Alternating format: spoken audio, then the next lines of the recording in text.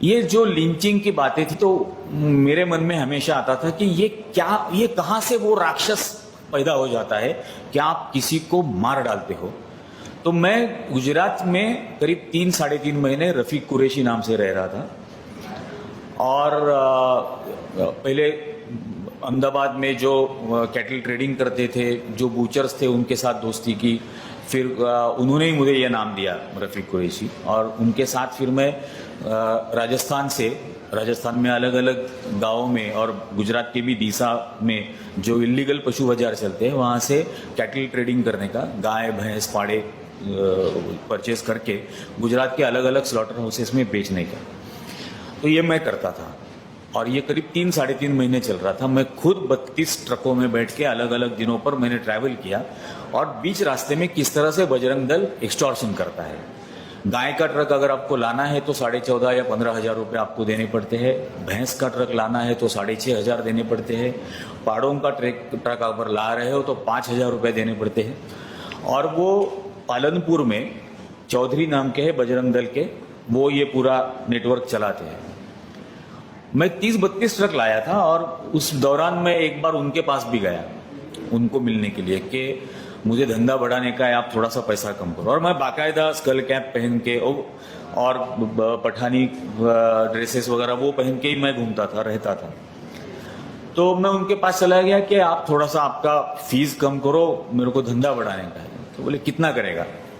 तो मैं बोला मैं रोज 40 ट्रक लेके आऊँगा और मुझे बम्बई तक लेके जाना है। तो उन्होंने मुझे बोला कि नहीं, मेरी जिम्मेदारी गुजरात तक ही है, आपको अगर बम्बई लेके जाना है तो बलसाड़ में बाबूभाई देसाई नाम के दूसरा एक शख्स है हमारा, उसको महाराष्ट्र बॉर्डर क्रॉस करने के लिए अलग से पैसा देना पड़ेगा, उसका रेट अलग है। मेरा बलसाड़ तक का जिम्मेदारी है, तो वो आपको करना पड़ेगा। तो फिर मैंने उनको पूछा कि, और उनका एक रूल है कि चमड़ा उनको देना पड़ता है, मतलब जानवर काटने के बाद मुफ्त में चमड़ा उनको देना है और वो एक्सपोर्ट करते हैं। तो मैं उनको पूछा कि आपके धर्म में तो ये अलाउड नहीं है। तो उन्होंने बोला कि अभी आया है ना, तू बैठ चाय पी। तो मैं उसके सामने बैठ गया। तो उन्होंने बोला कि हाँ, हमारे धर्म में अलाउड नहीं है। तो मैं बोला फिर आप ये गाय के चमड़े का व्यापार कैसे करते हो? तो उसने बोला ऐसे दीवार पे लक्ष्मी की मूर्ति थी, तो उसने पूछा ये पता है क्या है? मैं बोला हाँ, कोई भगवान है। तो उसने कहा कि मैं इसकी पूजा करूँ या चमड़े की पूजा करूँ? तो मैं बोला साहब फिर हम भी तो वही चाहते हैं, हमको 2 पैसा मिल जाएगा, अगर आपने हमको थोड़ा पैसा दिया तो हमको भी 2 पैसा मिल जाएगा। उसने कहा कि तुम्हारा पेट भरने के लिए जितना काफ़ी है उतना मिल रहा है ना, उससे ज़्यादा जो है वो हमारा है। फिर काफ़ी बातें उसने उस वक्त बताई कि करीब रोज 1.5 करोड़ रुपया पालनपुर के वो जो अमीरगढ़ का चेक पोस्ट है वहां पर एक दिन में रोज 1.5 करोड़ रुपया इकट्ठा होता है। ईद के बाद आना, तब बात करेंगे, शायद कुछ थोड़ा बहुत कम करेंगे, तो ईद के बाद आना। उसने ये भी कहा कि बीच बीच में हमको लोगों को मारते रहना पड़ता है, क्योंकि जब किसी को मारते हैं तब 10-15 हजार 20,000 लोग डर जाते हैं और वो डर बरकरार रखना है, तो बीच बीच में मारते रहना पड़ता है। तो तू अचानक अलग नंबर के ट्रक में से ट्रैवल मत कर, कहीं फंस जाएगा एक आध दिन। तो बोला क्या करेंगे सर, पेट भरने के लिए तो करना ही पड़ेगा, जब तक जिंदा है तब तक पेट भरना है, तब तक ये करना है। आपने अगर मार ही डाला तो कहाँ पेट भरने की नौबत है?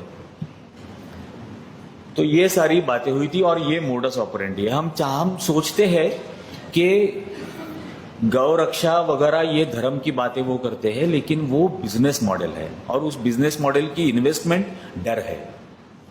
और ये डर, ये इन्वेस्टमेंट बेसिकली फैसिज्म की इन्वेस्टमेंट है। वो चाहे आप किसी भी फील्ड में देखो, जो डिमोनेटाइजेशन के बाद उन्होंने किया था कि मतलब फाइनेंशियल लेवल पर हर आदमी को घुटनों के बल लाके रख दिया था, और जब आर्थिक आधार पर कोई भी इंसान घुटनों के बल टिक जाता है तो वो किसी भी फांसीवादी हुक्म को मानने के लिए तैयार हो जाता है। और वही हमने देखा कि उसके बाद क्या क्या हुआ, कुछ नहीं। और एक अर्बन मिडिल क्लास में एक इंफीरियरिटी कॉम्प्लेक्स होता है। अर्बन मिडिल क्लास को हमेशा ऐसे लगता है कि हम देश के लिए कुछ नहीं कर रहे, हम देश के लिए कुछ नहीं कर रहे। तो उनमें ये वहम पैदा कर दिया कि आप लाइन में खड़ा रह के देश के लिए बहुत कुछ कंट्रीब्यूट कर रहे हो, और वो खड़े हो गए।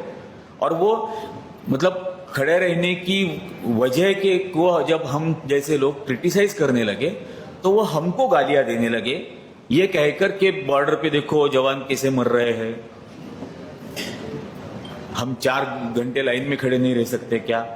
और ये बेसिकली इसलिए होता है क्योंकि उन्होंने उनका जो इंफीरियरिटी कॉम्प्लेक्स है उसको ट्रीट करने की कोशिश की, उसको एड्रेस करने की कोशिश की, और इसलिए ये पूरा बेवकूफ अर्बन मिडिल क्लास उनके पीछे दौड़ रहा था।